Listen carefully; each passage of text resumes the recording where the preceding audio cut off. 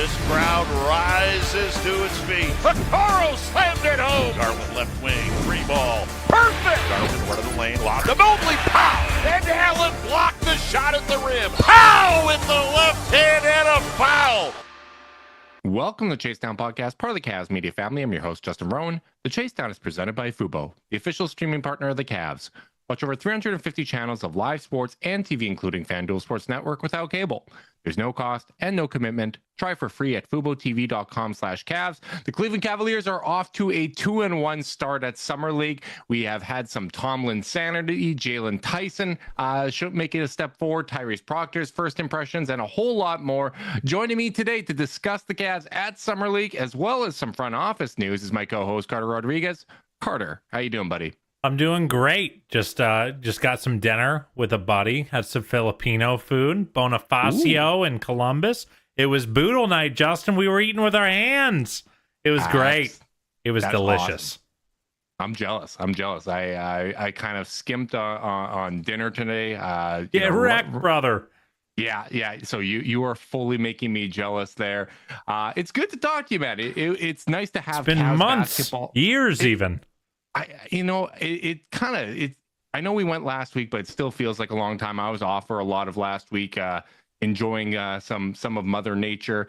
So I had to do a lot of catch up when it came to the Cavs at Summer League. I was horrified to see that the Indiana Pacers managed to have a big comeback win against the Cavs once again. A little bit of PTSD with that one. But overall, I really enjoyed my binging of the Cavs at Summer League. Got back in time to watch the Miami game in real time, so that was very enjoyable. How have you been enjoying Summer League so far? It's been nice. I feel like every time Summer League happens, I kind of go through the same curve where at first I'm like, oh yeah, basketball, baby, we got the Cavs back. This is awesome. Everyone's amazing. And then like the first quarter of the second game starts and you're like, oh yeah, this is Summer League. It's it can be a little rough sometimes. They've lost all their adrenaline, and now everyone's kind of going for their own thing. And then we're back up. We curve back up, as they kind of like got some continuity going. Had a nice third game, and you've seen little flashes from everyone. You haven't, in my opinion, and this might be a little controversial to some extent. I don't know if we've seen the like, oh my god level ownership of Summer League, though Tomlin's flirted with it at times. But overall, it's just been nice. It's been nice to have hoops on, especially like the sneaky good thing about Summer League is it's on all day. So you just kind of second screen it while you're hanging out at work. So I've enjoyed it. How about you? It's been a lot of fun. I think that, oh my God factor from Summer League, you're not going to get it, with all due respect, with this level of prospect. Like the types of guys that the Cavs are sending out, we're not sending in, a top 5 pick that we're expecting to take that next step, like you see with a Cade Cunningham or even a Cooper Flagg, in his debut. You're talking about Jaylen Tyson, who was a later first-round pick, taking a step forward. You're talking about Naquin Tomlin, undrafted player. We were interested to see how Craig Porter Jr. performed. Unfortunately, he suffered that hamstring injury in the first game, but again, an undrafted player. And then Tyrese Proctor, fringe potential first-round talent, but even if he were someone that went, let's say, 29th overall, you're going to have kind of moderate expectations. These are not the types of players you expect to dominate in a Summer League setting. And, I always find it interesting to try to contextualize how much weight I want to assign to Summer League because, when I'm watching these games, I think the first thing that I try to factor in, no matter how well they're playing, is the role that they are currently playing in even similar to what they're going to see in the NBA? Because sometimes a guy might handle a very high usage role where, the ball's in their hand all the time. I think back to like Jared Bayless, tearing up Summer League, putting up massive numbers. I was hanging out in the Dunker Spots playback channel, which is one of the best hangs if you're for like some late night hoops. And I was just grilling Steve Jones Jr. with Summer League questions. And he mentioned he was on the Grizzlies staff the year Josh Selby won Summer League MVP. That's a good one. And that was great. So, I think about is it within the context that we're going to see them play in the NBA? And if it's not, you just try to think, okay, well, what skills are they showing in this setting that can transfer, right? I almost care about that process, how they look athletically, how they look physically. I care about that stuff more than some of the makes and misses, right? Like, I think back to even Evan Mobley in his first year in Summer League. He shot, like almost low 30s, if I recall correctly, from the floor. Didn't shoot well from three, like didn't put up real numbers. But we were sitting there saying, this context is completely different than what you expect to see in the regular season. He's going to be playing with Darius Garland. Now, I didn't expect them to basically win at a 50-win pace when Garland and Mobley were healthy for their, first year together, but it was a whole lot better. And I also have different expectations for guys that are returning versus someone like a Tyrese Proctor, who really, this is trying to figure out what their starting point is in terms of where they're at before they get to work with the Cavs coaching staff in any real way, right? There's going to be 3 months more before the season starts. Whereas a Jaylen Tyson, yeah, it's only been 2 months since the season ended, but he's had that opportunity to continue that development program that was already in place. Yeah, it's definitely a good learning experience, no doubt. Definitely enjoying what we're seeing. And I do think we should probably start with the standout, because, you wondered how Naquin Tomlin was going to look. And you got to remember, even though he was on the Summer League team, he was like coming off the bench last year and was like a guy, one of those Exhibit 10 guys where you go, is he, he's interesting. I remember Chris Fedor had some reporting. And by the way, a little value of, a plugged in beat reporter is like a guy like Fedor being like, keep an eye on Naquin Tomlin. They're interested in him. Right. To give a little props Chris's way. And like, so you watch him through Summer League, okay, yeah, some pops. I mean, looks like he can shoot, good size, etc. But doesn't blow you away in Summer League. I didn't leave that going, he's got to be on the roster. And by the way, he wasn't. He was a G League player for them half the year and worked his way into a two-way spot. They cut JT Thor to make room for him. So you go into this Summer League, it's like, okay, well, you're in a different spot. And how are you going to show the year of development that you've had playing, G League ball, getting time with the big club? And he's really popped, Justin. Mm-hmm. Like, what do you take away? What's been the most impressive to you? What's the most intriguing to you about, Naquin's early run with the team? I think as, a sicko, one of the things that blows me away when I think about Tomlin is there's not an easy comp that I can think of in terms of who he plays like, right? Like there's just so much raw athleticism there. And yet he is able to handle the ball at times. He is someone that keeps his head up and makes the right pass, right? Like he's averaging 4 assists per game in Summer League so far, shooting 66% from the floor, 50% from three, taking over 5 threes a game. Obviously, the athleticism is off the charts. But it's funny because I almost think in some ways he and Jaylen Tyson are opposites. Because I think Jaylen Tyson really sees the game well. I think he sees things ahead of time. He's able to make those passes where he's passing guys open. But sometimes, the athleticism isn't always there.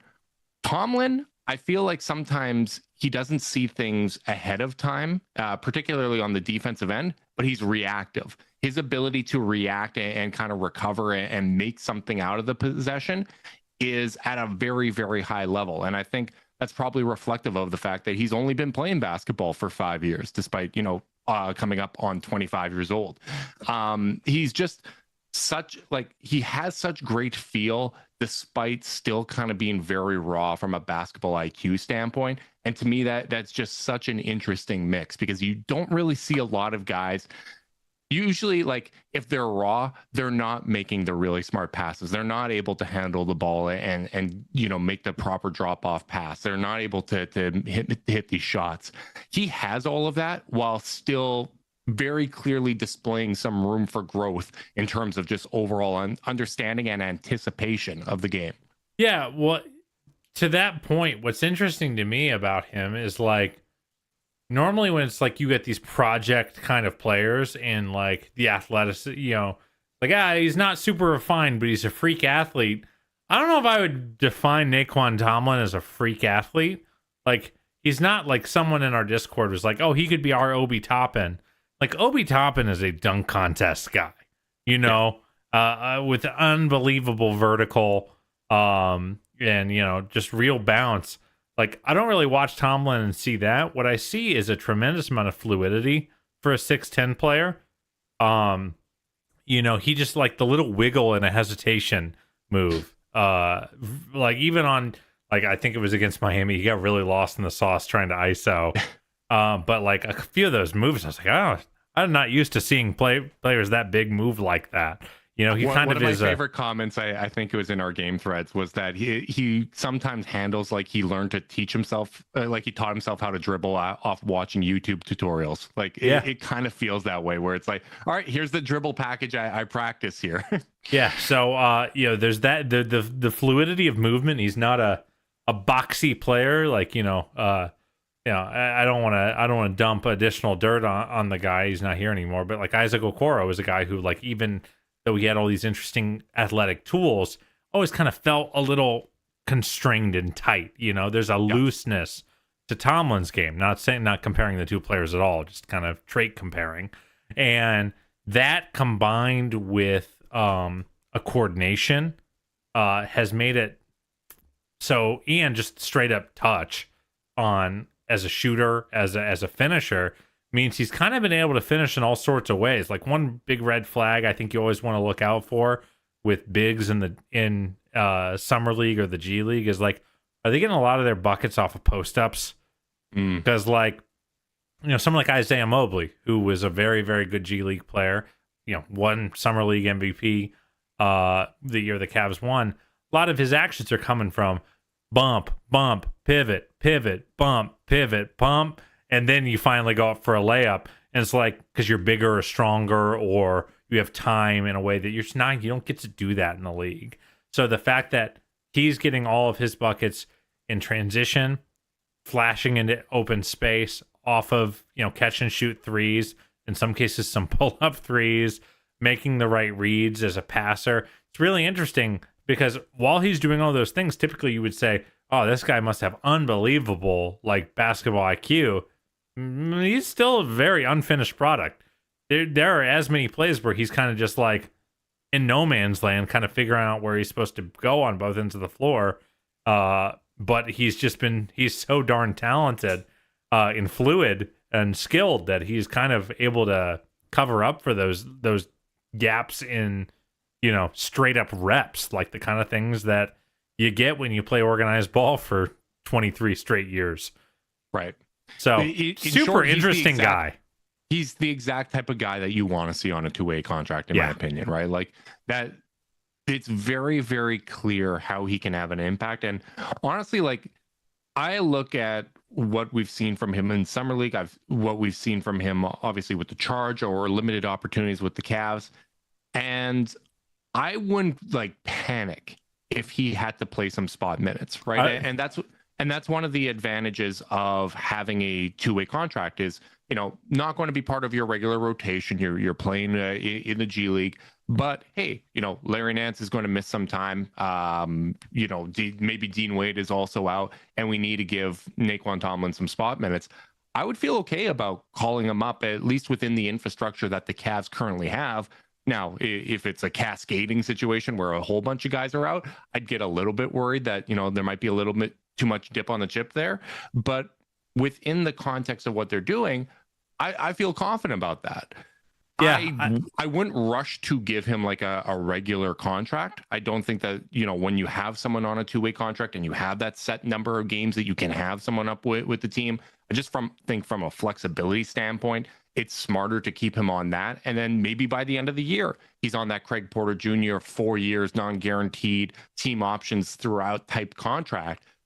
But I do really love having him kind of within the organization. And when we talk about wanting to have long athletes that can fill up the box score, that are, event defenders that can do a whole variety of different things, Naquin Tomlin absolutely fits within that mold.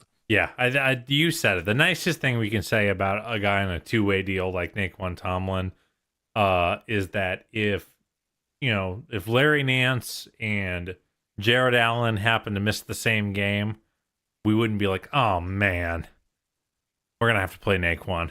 Like, no, we'll feel like, okay, let's see what Naquin can do. It'll be, you know, we would be posting Tomlin sanity. We would be posting I'd be Tomlin feeling sanity excited. and excited gifs all over the timeline, just to see what it can be, right? Because and that's the nicest thing we can say about a guy like that, because, like, you know, this is a team with title aspirations, and it's really, really hard for an unpolished guy without a tremendous amount of organized basketball under his belt to, you know, this is, in some ways, it's like, you almost would like to see him on like a Charlotte or someone where it's like you just get to play, you know? Yeah.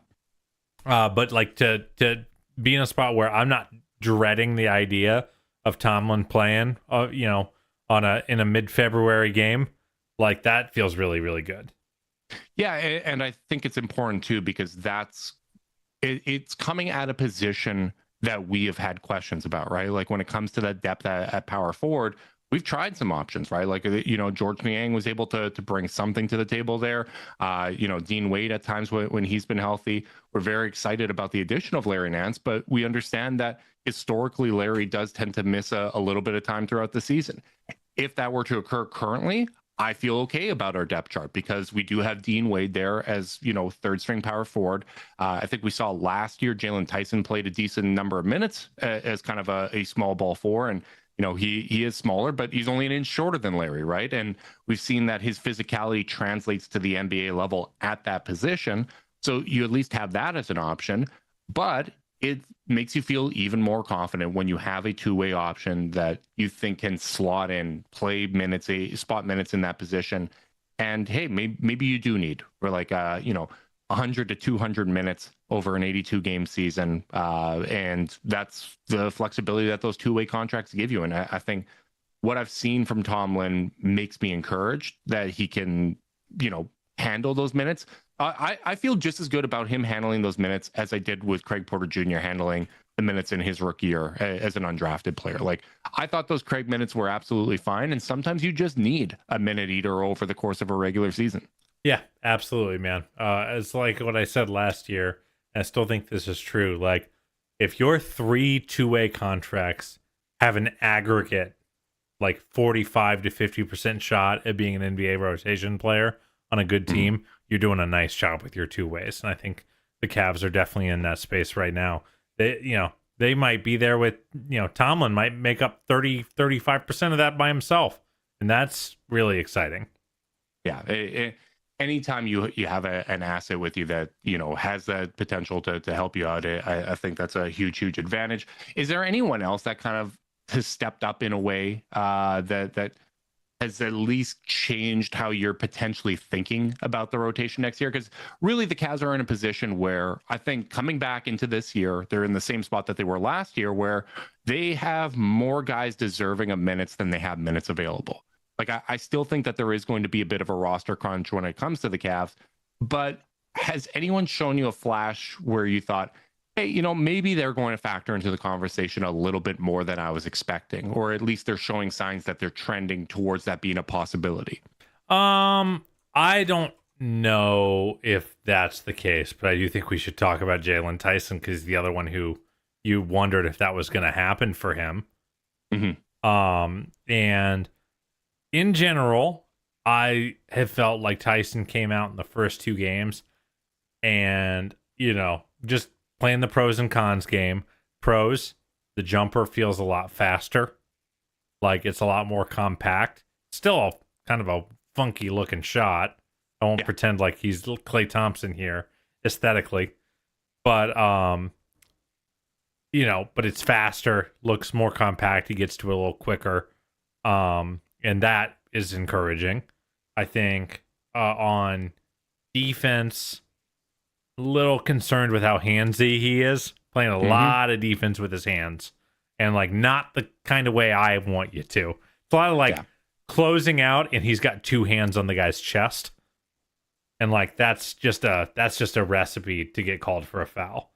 There's almost some guesswork with him defensively where it's almost like, I'm expecting this guy to go right, so I'm going to side shuffle to the right ahead of that, like, because just from a speed standpoint, I'm not going to be able to keep with this guy unless I'm kind of guessing.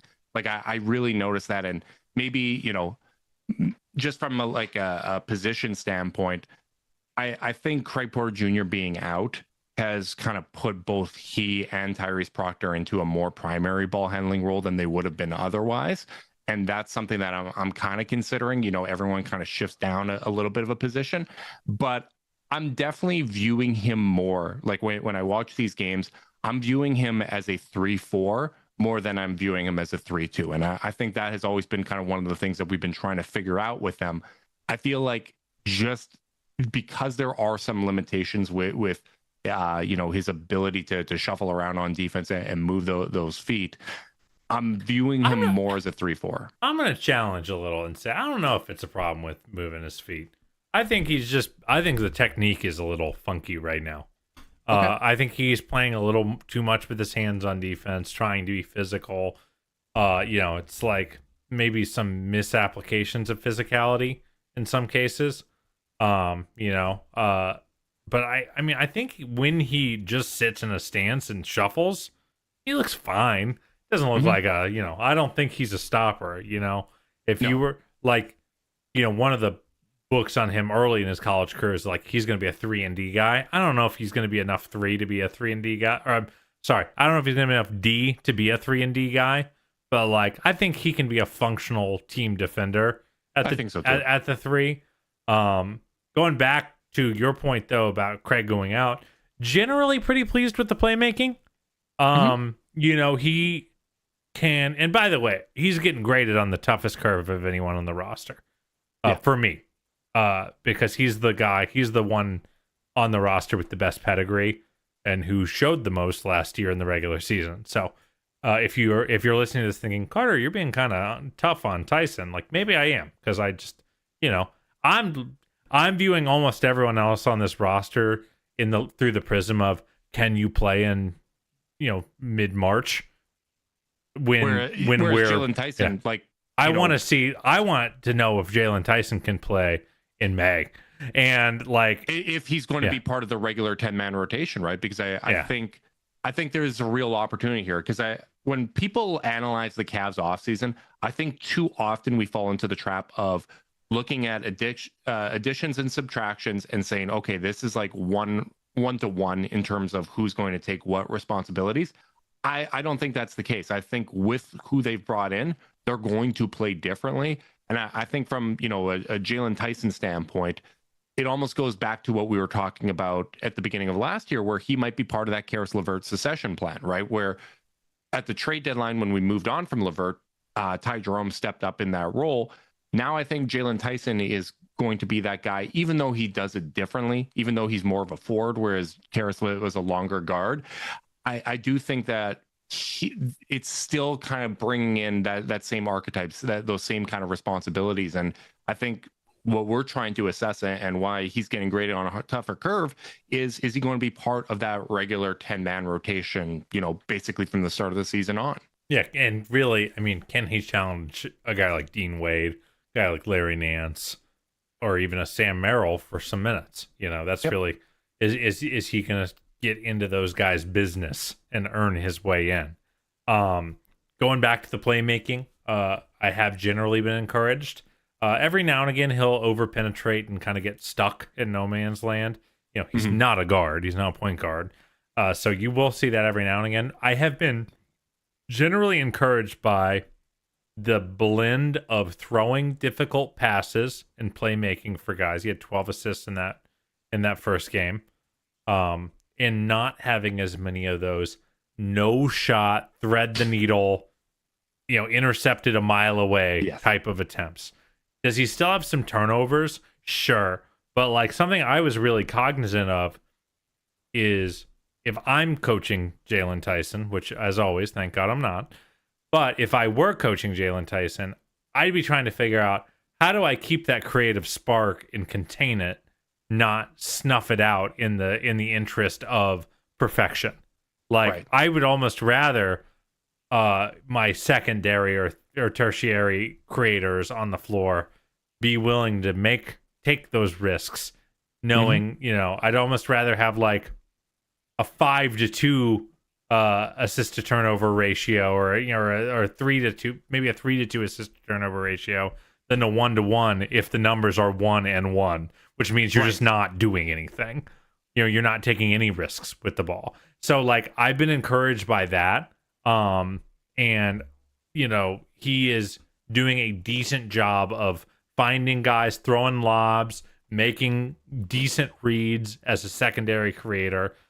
And that does show me something. Because like even I think there's this idea that when he plays with the big club, that he's just going to be a spacer or something, or like, yeah, he's not going to dribble with the Cavs. It's like, well, I kind of want him to if he's going to be out there. I want everyone to feel comfortable dribbling.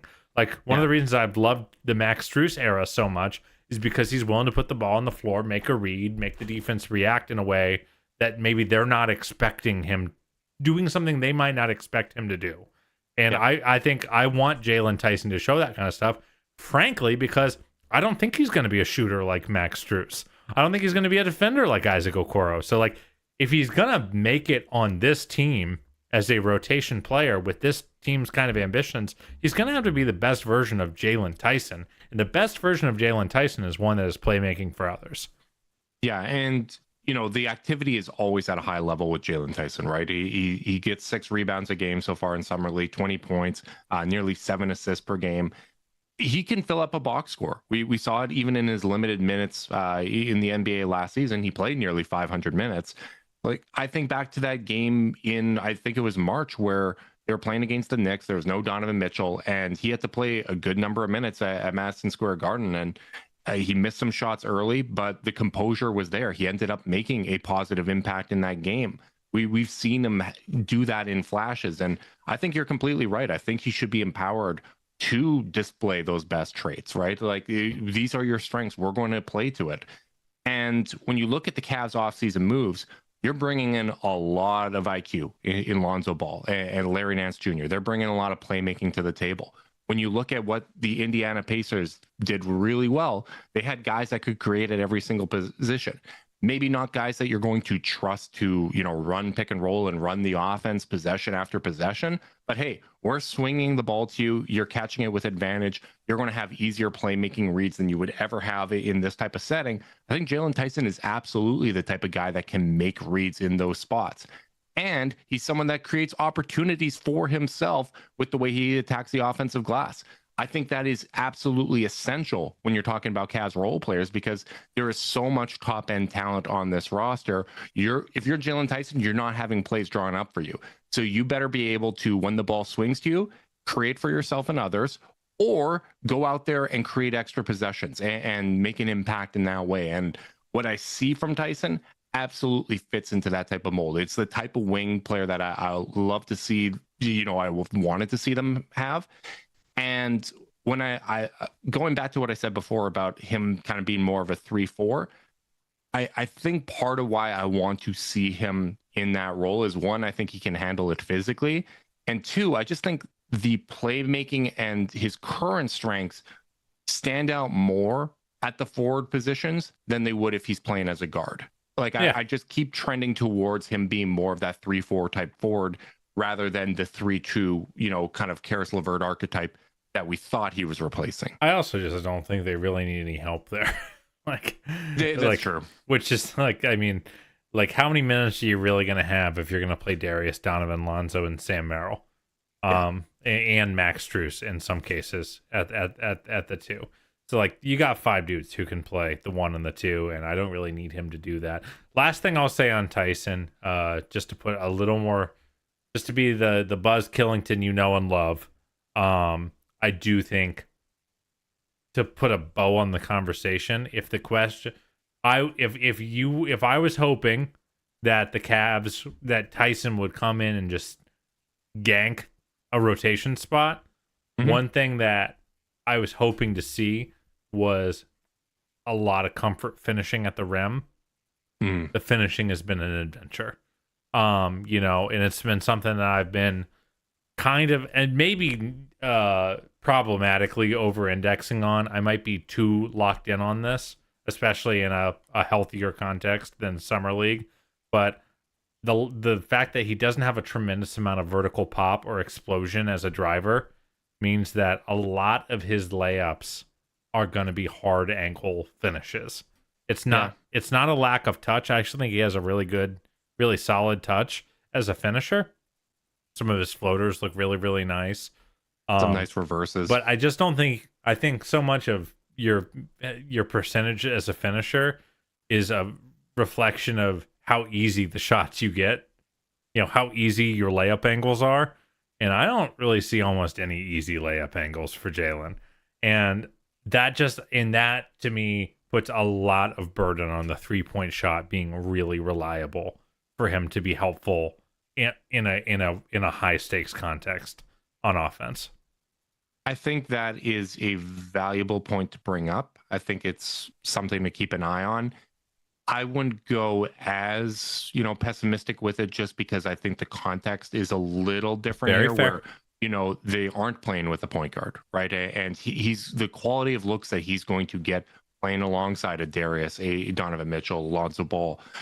It's going to be a whole hell of a lot better. And it goes back to, the thing you've brought up a million times with Steph Curry, right? Like, his finishing at the rim is because of how well he moves around off ball and the quality of the looks that he gets there. Like, I think sometimes it's easy in summer league when you have kind of mismatched rosters that you don't really recognize, oh, they're missing an entire basically position group because that's just not who they're really bringing in. And Craig Porter Jr. is a combo guard, and he's really like, he was the closest thing to a point guard, and he's not there in the lineup. And it's just one of those things that when it's there, you take it for granted, and when it's not there, you really notice it. And that's how I'd kind of feel if Zoom AI Companion ever went away from me, Carter, because only you can do your best work. Zoom AI Companion can help you do the rest, like automatically taking notes, answering meeting questions, and helping you respond to your coworker.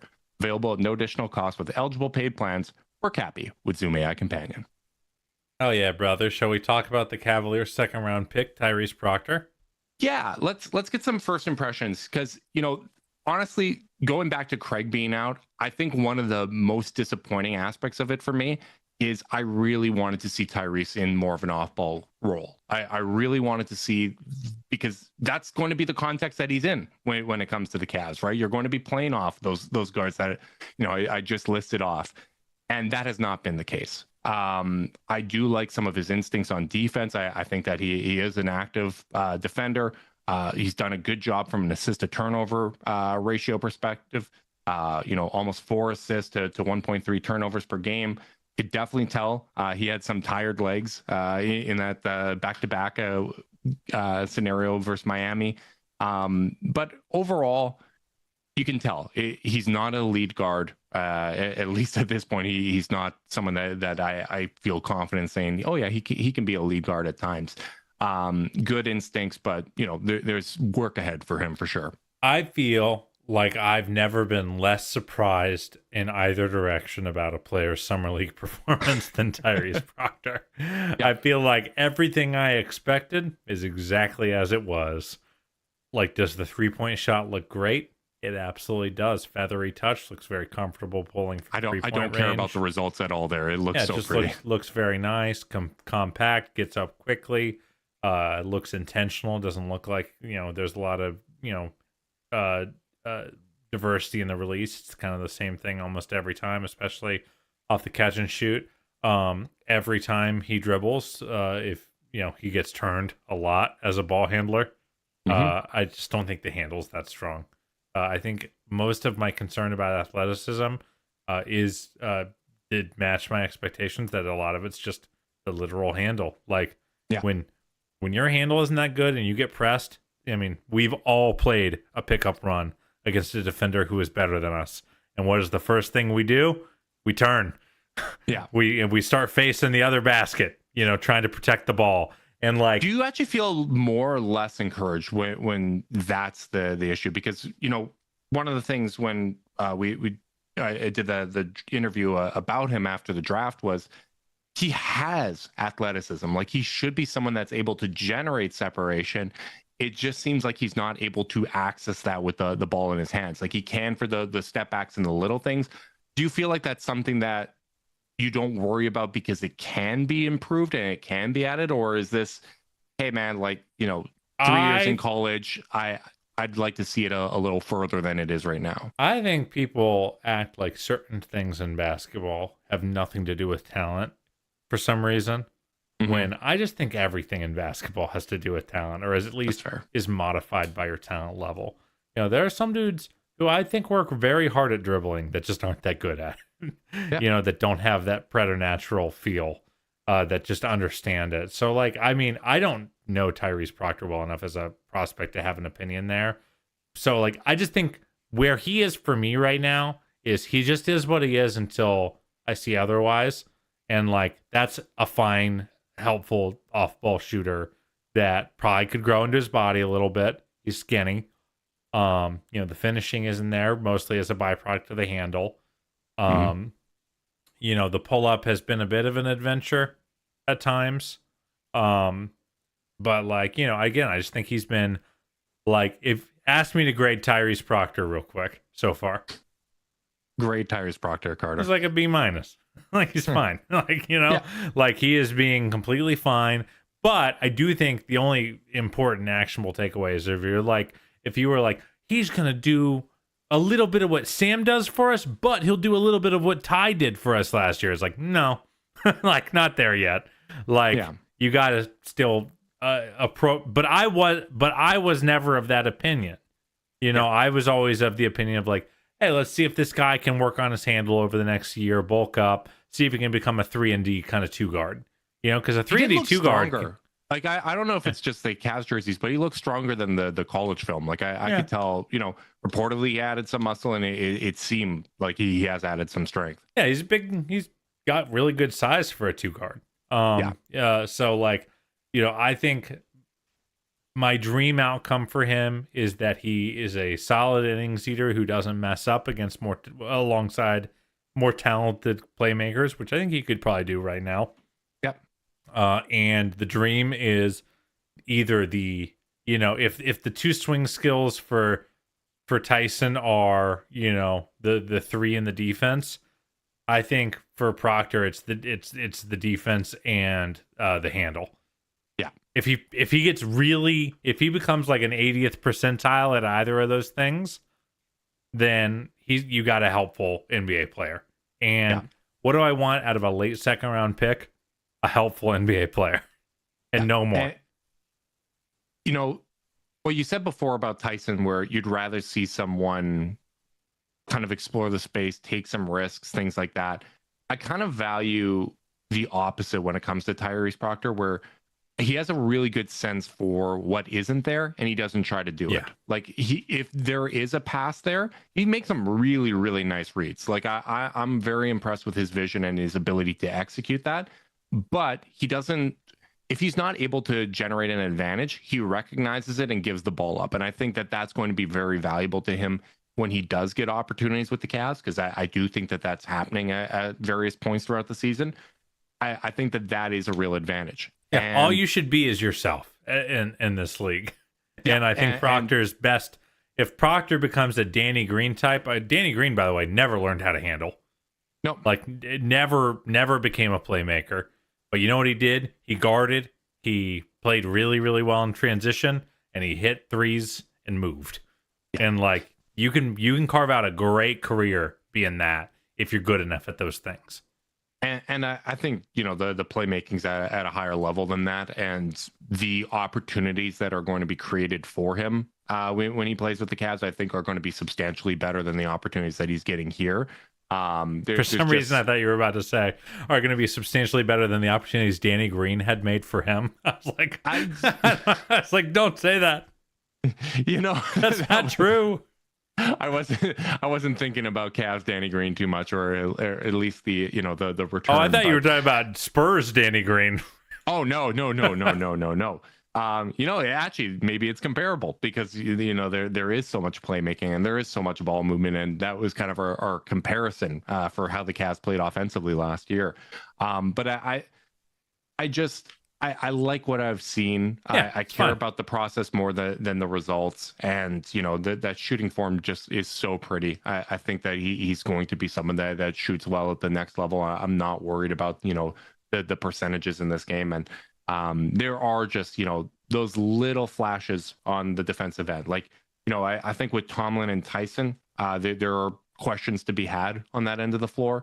Tyrese Proctor, I like what I've seen from him defensively, and there was a play against the Bucks where I forget who was going up for a layup, but basically just perfectly cleanly, Tyrese kind of just went by and went yoink. That was a nice play.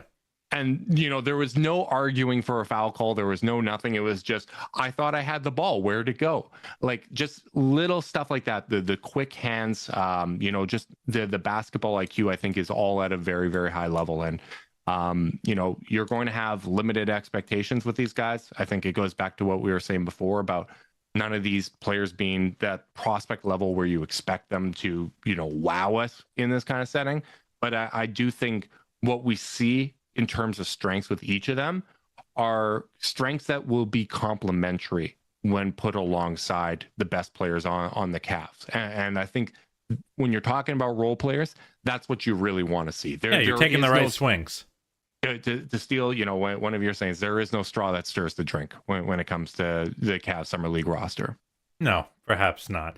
But yeah, I mean, I think they are taking the right kind of cracks on guys who are either possess the interesting traits or the skills that the roster could maybe use. And I'm generally appreciative. Any thoughts on anyone else on the roster that's maybe popped as like do you look at them up for a third, that third two-way next to Luke and Naquin, or would you look elsewhere?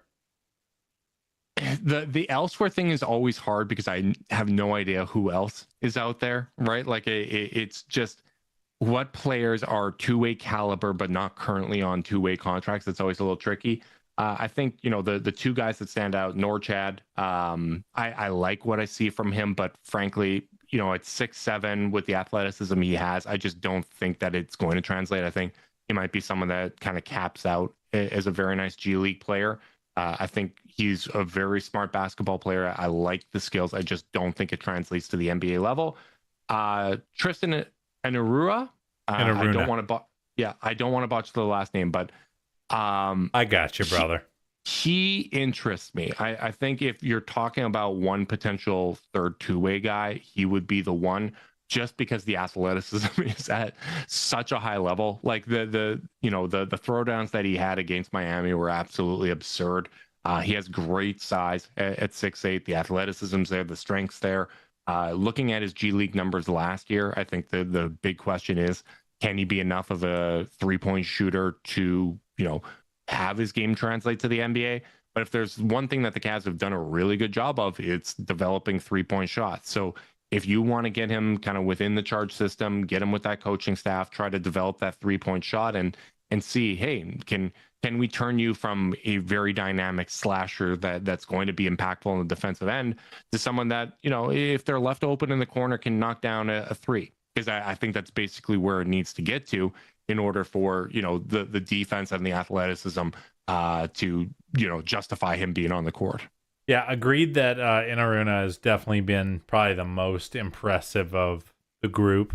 Though, I mean, I think Omier has been solid. He's been, good rebounder, a more fluid finisher than maybe I thought I might be seeing, but like right now looks like mostly a G League level player. Yeah. And like I probably would look elsewhere to see if I could find, someone else somewhere rather than him. But, we'll see. This is one of those things where like we've left our wheelhouse by a healthy margin. Big time. I'm not. Simi Shitu from the Sea Bears. Let's go. Okay.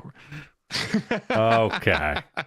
Hey, when you're talking about G League talent, I get to see a lot of it with the CEBL. Yes, you do, brother. Go Sea Bears. All right, last bit of business before we get out of here. The Cavs announced that Koby Altman, Brandon Williams, Mike Gansey, a bunch of key front office lads all received contract extensions. And Justin, it's one of those things where I think in some worlds it didn't feel newsworthy to me. Team's good. Team's been good. Team's been on a good trajectory. Makes sense. But like this is a team that for a long time, regardless of their success, didn't have a huge track record of extending executives. And I think it really speaks to something of a sea change for this organization over the last 10 years where even when this team was great, I don't think you would have ever accused them of being super stable. And like there is something to it just kind of feels like a grown up org right now. Yeah. And it feels like stability is doing a lot for that, for those vibes, you know? And I think locking up a guy like Koby, and we can talk through, you know, why he's been an executive that we've been really happy to have here shortly after. But like I go first to the macro of like the stability he and the folks around him have created, and obviously all the way to the ownership group. It's just nice to be a stable team that doesn't make crazy, wild choices that you can't predict with, you know, a ton of palace intrigue drama at all times, right? Yeah, the fact that it's not newsworthy is newsworthy, right? Because it now is just kind of, you know, status quo to some extent. Like they've done a very good job. I think when you look around the league, there are a lot of guys running organizations that kind of came from the Cavs front office tree, right? Like this has been, you know, as much as we talk player development, there's been front office development when it comes to the Cavs. And to lock up not only Koby, but Mike Gansey and Brandon Weems, I think that's really, really encouraging. And I think it's an important time to do that too, because when, you know, we discuss the realities of the second apron world, there's going to be a lot of really hard decisions that have to be made over the next couple of years. You're going to have to get very creative. Every single decision that you make is going to be a difficult one, whether you're talking about the top end guys on the roster, or decisions like, you know, can we bring back Sam Merrill or Ty Jerome? Every single thing is going to have so much consequence because there's so little margin for error. So not having, hey, what's my own contract situation in the back of your head as part of the decision-making process, I think is really, really important, because you want to make sure that, hey, I have the trust from ownership down to take the long-term view, to do what I think is best for this organization and not take any shortcuts out of self-preservation. Because as much as, you know, probably every single general manager and president of basketball operations is going to say, I'm always doing things in the team's best interest, it is human nature when, you know, you're on a timeline to adjust whatever your decision-making process is to that timeline that you are under contract. Yeah, it just makes perfect sense. So I think that level of stability allows the front office to behave as rationally as possible. Whether you like or don't like the decisions they make, I think it's really important to know that they're making them because they think they're the right things for the team, because that makes it a lot easier to evaluate them. You know, so even if they made a move I hate, I'd be like, well, they really believe this is what's best, because they have that level, you know, as much security as one can have in the National Basketball Association. And that's a good thing. And, you know, again, not just, you know, Koby gets a lot of the press because he is the lead basketball executive on this team. But, you know, it's clear the team is so strong underneath them. Gansey, Weems, like these guys, they find diamonds in the rough. They hit on the big stuff. They hit on the small stuff. And that does just take me to like why I think this was a deserved move, which is just that I just think this front office has acted with a real point of view. They are not avid Twitter readers like you can tell some other executives are. You know, they know what they believe, but they're curious enough to learn from their mistakes, and they're curious enough to adapt. And I always talk about what lessons an executive team or a front office chooses to learn after a failure or after things fall off. And I've been consistently impressed with this front office making the right choices, finding the right the right buttons to push, you know. And like, you can quibble with everything, you know. And you know, some of this stuff is always going to be taste, and you know, everyone's going to have their own 5% different basketball beliefs, even if you do like the macro choices. You know, like we said it on this podcast like 3 weeks ago. I think both of us would have liked to have seen Ty back. But like, they buy that benefit of the doubt with that point of view. They're not sitting here letting the basketball intelligentsia tell them what to believe, but they're curious enough to be open to think about different ways of doing things. So they're not, you know, because you don't want to be too far off the reservation. We've seen too many free thinking GMs do bananas moves, and they're like, we're bucking the trend. I was thinking about when the Bulls traded for Eddie Curry and or the Knicks had Eddie Curry and Zach Randolph, and Isaiah Thomas was like, yeah, we're going to play big ball. Like, screw all this guard play. We're going to get buckets in the post. And I was like, yeah, too free thinking, Isaiah. You know? Or, I mean, the biggest and loudest example is Nico Harrison trading Luka, which a lot of people just absolutely, went ballistic in the wake of that trade. So, like, you need to have that balance. And I think that's the nicest thing I can say about this front office is I just trust them to be really rational actors, but they're talented enough and have a strong belief system that they're going to make consistently informed and good choices. Yeah. And when they make decisions that maybe you or I wouldn't make, we can figure out basically what the thought process is, right? Like, I think the Ty example is a great one where, okay, they're very clearly prioritizing the playoffs. They brought in a lot of playmaking. They're like real intelligence with Lonzo Ball and Larry Nance Jr. They're promoting someone like Jaylen Tyson to potentially take on a larger role, right? You hear Kenny Atkinson speak glowingly about all the work that he's put in. You're making a pivot to, even though we have some very good top end playmakers, we're going to stock our rotation full of these guys. We like what Sam Merrill can do in an ecosystem where there's a whole bunch of guys that are able to find him when he's moving around on the court. And we have confidence that the guys that we have on the defensive end, we don't really have, like, without Ty Jerome on the roster, there isn't a negative defender. Like Darius, Donovan, Sam, none of those three guys are positive defenders. They're not plus defenders. They're not negative, right? Like when you look at the basketball index charts in terms of percentiles, none of those guys are below the 50th percentile when it comes to perimeter defense or ability to navigate screens and that sort of thing.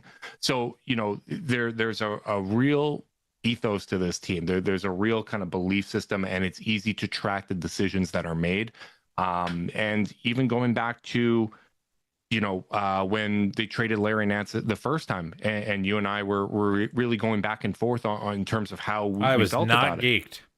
it. You weren't pumped about it. I was saying, the best kind of shooter that they were able to find on the perimeter happened to come from Lauri Markkanen, right? Like they are valuing a skill set over a specific archetype of player. And, I think you saw them continue to trend in that direction, trying to find shooting at a variety, no matter what the archetype was, they were trying to bring skill sets into the mix. And they believe that they could make it into the cohesive team that we see now. So, by the way, the last thing I'll say on the other side of the token, because we're talking about all these smart kind of on the fringe moves, eyes, baby.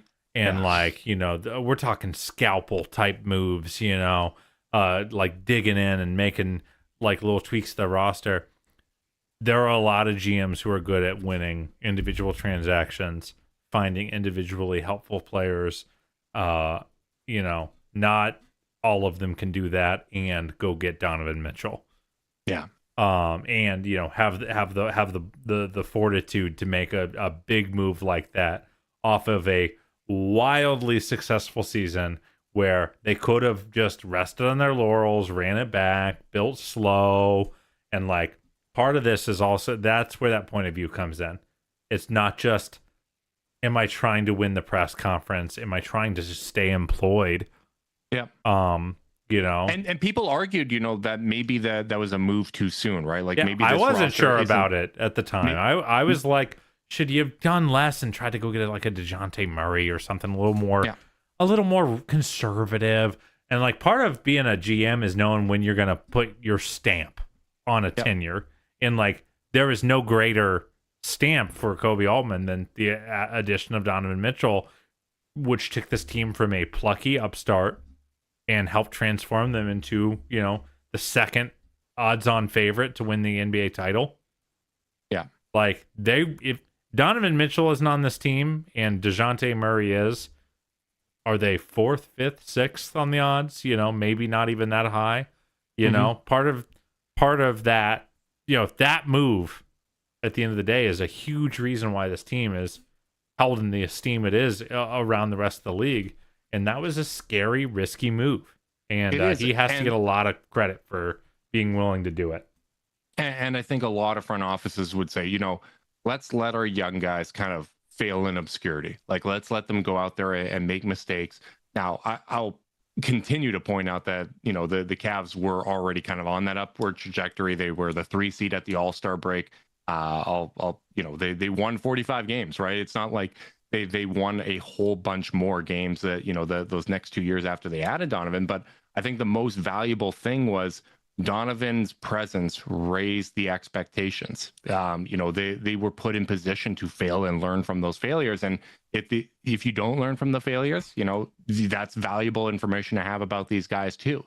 And I think another very valuable thing that we've seen with this group is with this front office group and kind of their core belief system when it comes to assembling a roster is they really understand what types of personalities are going to mesh with the roster, who's going to bring something different that's going to, you know, bring something out of them. I think to, you know, bringing in Max Strus, someone who's not going to shy away from, you know, calling out the team. But George Niang, you know, bringing what he brought to the table. I think that was really valuable to the locker room. Other teams sometimes, you know, they're thinking, all right, let's just go get the talent. Let's find whose box plus minus fits the best that I can acquire for the least amount of assets or whatever the case may be. I think back to, you know, let's get Chris Paul and James Harden together, you know, just two completely different approaches to basketball that never ended up clicking on court. You know, I think that kind of belief system from a team building standpoint has been very, very valuable. Yeah, it's a front office I really trust. It's a front office that has delivered one of my favorite eras of Cavs basketball ever. Mm-hmm. It's, you know, without the you know, there's luck involved here. You know, Evan's a great player. It's great that the Rockets chose Jaylen Green over him. You know, like, there's luck here. Don't get me wrong. It's great that the Rockets chose a first-round pick over Jared Allen. Yeah, there's luck here, but sometimes you have to make your own luck as a front office. And, like, I think no front office executive in my lifetime as a Cavs fan has been as good at making his own luck as Koby Altman. Yep. And the front office that works with him. So I think that's really the nicest thing I can say, because that's, at the end of the day, that's kind of the job. Yep, totally agree. You're taking, you know, educated guesses, educated risks, and seeing if they pay off. We will continue to see if some of these kind of diamonds in the rough and second round prospects and you know, Jaylen, Tyson are able to be the next in a long line of Koby Altman gambles that ended up paying off. I'm very curious to see, can they advance in Summer League? I want to, you know, these guys are all kind of sickos. Like, I think back to Jaylen, Tyson, and Craig Porter Jr. playing games with the Charge in the afternoon and then playing a game with the Cavs in the evening. I think that happened twice last season. I think if they get shut down, it's probably going to be from the coaching staff. I don't think it's going to be Tyson's decision. I think they're playing the rest of the way, if I had to guess. I think so too. I at least I hope so. So, you know, if they're playing, I want to see them win. I want to see another Summer League title. So let's go Cavs. Big thanks to everyone that tuned in live on YouTube. Make sure you guys like and subscribe. Click that notification bell so you know when we're going live. If you're listening via podcasting and want to support us, leave us a rating, leave a review, subscribe, unsubscribe, resubscribe, and help cook those books. If you want to be part of Chase Down's exclusive Discord chat, send a screenshot of their view to chasedownpod@gmail.com. However you choose to support us, we really do appreciate it. Make sure you guys are staying safe out there. Until next time, go Cavs.